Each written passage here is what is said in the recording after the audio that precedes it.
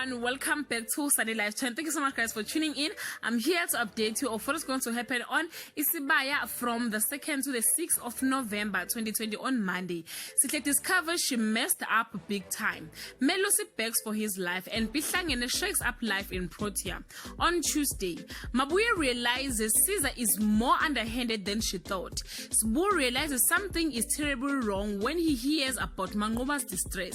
On Wednesday, Ndwendwe confronts Sihle but things don't go as planned. Melusi attempts a daring escape. Sibokazi mourns the loss of her relationship with Phumelele. On Thursday, Mkabayi finds being her brother's keeper is nothing short of a full-time job. Mbomvu gives Ngwebedla and Mbodla terms of their release on Friday. Caesar finally finds the courage to tell the truth. Dabula has to remind Londi what the ultimate goal is.